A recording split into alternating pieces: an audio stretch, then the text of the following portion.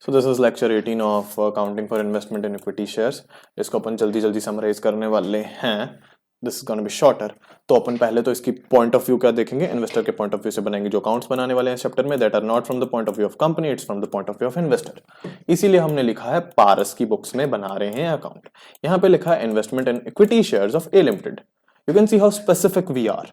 That means हर security के लिए अलग अकाउंट बनेगा। Equity shares of B limited के लिए अलग अकाउंट, सी लिमिटेड के लिए अलग अकाउंट, डी लिमिटेड के लिए अलग अलग अलग अलग अकाउंट्स। All right. उसके बाद यहाँ पे कॉलम्स पे नोटिस करेंगे आप, तो डेट लिखा है, ऑब्वियस सी बात है, जब सेल हुई है, परचेज हुई है, ओपनिंग बैलेंस किस दिन का है वो डेट लिखेंगे। पर्टिकुलर्स लिखे हैं, नंबर ऑफ शेयर्स लिखे, अमाउंट लिखा है, अमाउंट वगैरह सही है, नंबर ऑफ शेयर्स क्यों लिखे हैं सर, इसकी क्या जरूरत थी। बेसिकली किसी दिन पारस का मन हुआ कि यार इतनी सेल परचेज की एंट्रीज हो गई हैं साल में, तो आज यार 25 अक्टूबर को मेरे पास नेट होल्डिंग कितनी है, तो वो क्या करेगा, नंबर ऑफ शेयर्स की डेबिट साइड में से अपनी क्रेडिट साइड को माइनस करेगा और उसके पास नेट होल्डिंग आ जाएगी। he'll subtract this debit minus credit and he'll get the net holding. So that is the purpose of this. And क्योंकि यहाँ पे जो अमाउंट है that is on the basis of market price, तो आप पता ही नहीं कर पाएंगे कि कौन से शेयर की कितनी प्राइस थी, तो that will make it difficult right. तो आपको नेट होल्डिंग इधर से ही पता चलेगा। In some questions in the book they will have given the face value of the shares instead of number of shares, तो फेस वैल्यू भी same ही चीज है, it's very similar to that. तो डरने की बात नहीं है, फेस वैल्यू से भी अपने को नेट होल्डिंग इन रुपीज पता चल जाएगा। All right, all right. तो यहाँ पे क्या एंट्रीज हो सकती हैं, पहले तो ओपनिंग बैलेंस की एंट्री हो सकती है। पारस है भाई, उसके पास ए लिमिटेड के इक्विटी शेयर्स थे, फेस वैल्यू बताया 10 रुपए, और इतनी डेट को ओपनिंग बैलेंस था 20,000 शेयर्स का, नंबर ऑफ शेयर्स दिए हैं, मार्केट वैल्यू दिया है उनका जो पारस ने जिस प्राइस पे लिए थे, और वो अमाउंट दी है। ओपनिंग बैलेंस के ऊपर कोई भी जर्नल एंट्री पास नहीं होती है, जस्ट डेबिट साइड पे टू बैलेंस ब्रॉट डाउन करके बैलेंस शो किया जाएगा, date, balance brought down, number of shares, amount. Similarly अब परचेज होता है, परचेज के टाइम पे अपने को नंबर ऑफ शेयर्स दिया होगा, मार्केट प्राइस दिया होगा जिसपे परचेज किया है। इसके अंदर एक बात है, आप सिर्फ परचेज की ये वाली प्राइस नहीं पे करोगे, आपको, आप ब्रोकरेज, आप प्लेटफॉर्म यूज कर रहे हो स्टॉक एक्सचेंज, तो वहां पे कोई टैक्सेस ड्यूटीज हो, आप ब्रोकरेज का ब्रोकर का प्लेटफॉर्म यूज कर रहे हो, जैसे ग्रो को यूज कर रहे हो, ज़ेरोधा यूज कर रहे हो, तो वो ब्रोकरेज और कमीशन चार्ज करेगा। कुछ और एक्सपेंसेस भी हो सकते हैं जो क्वेश्चन में मेंशन होंगे, ये तीनों अगर ये हुए तो आप ये बेस परचेज प्राइस में ये एक्सपेंसेस को ऐड करेंगे, तो आपकी टोटल कॉस्ट आ जाएगी शेयर की, जिसको आप अपने बैंक अकाउंट से पैसे को कटवा लोगे, आपके बैंक अकाउंट से टोटल कॉस्ट कटेगा, तो वो उसके बाद एंट्री आएगी investment in the security in equity shares of A limited, यहाँ पे आधा ही लिखा है टू बैंक अकाउंट, ये उसके बाद इन्वेस्टमेंट अकाउंट के अंदर डेट टू बैंक, ये नहीं लिखोगे, ये ओपन मार्केट से परचेज हुई है, अमाउंट वगैरह वगैरह।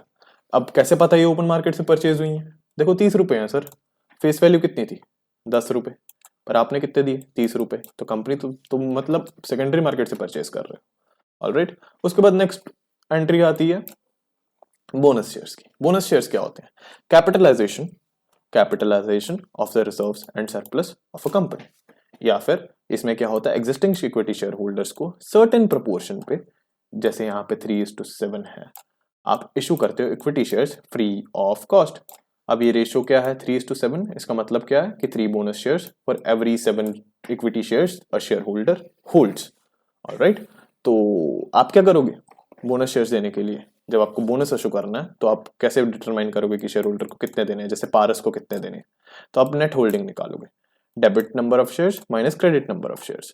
बोनस शेयर से पहले जो भी एंट्रीज हुई हैं, डेबिट साइड उठाओगे, क्रेडिट साइड उठाओगे, माइनस करोगे, जो आएगा उसको ये रेशो से मल्टीप्लाई कर देना है और आपका आंसर सामने है। अभी बोनस शेयर्स फ्री हैं तो कोई जर्नल एंट्री नहीं पास होगी, बोनस शेयर्स फ्री हैं तो अमाउंट नहीं आएगा इन्वेस्टमेंट अकाउंट में, पर आपकी होल्डिंग इंक्रीज हुई है तो जर्नल एंट्री नहीं, इन्वेस्टमेंट अकाउंट में अमाउंट नहीं, बट होल्डिंग इंक्रीज हुई है, तो आप क्या करोगे, तो आपको होल्डिंग दिखाना पड़ेगा, तो आप डेट डालोगे, बोनस शेयर डालोगे, होल्डिंग दिखाओगे अमाउंट में, बस ऐसे हाइफन डाल के छोड़ दोगे।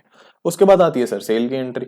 सेल की एंट्री में क्या होता है, आपने इतनी डेट को डिसाइड किया, हमने सेल किया है, 40,000 शेयर सेल करनी है और इतनी प्राइस पे सेल करना है। अब इस पे भी आप प्लेटफॉर्म यूज कर रहे हो, स्टॉक एक्सचेंज यूज कर रहे हो, तो जो सेल्स पे एक्सपेंसेस आएंगे आप सेल वैल्यू में से एक्सपेंसेस माइनस कर देना, और फिर आपके पास नेट सेल वैल्यू आएगा।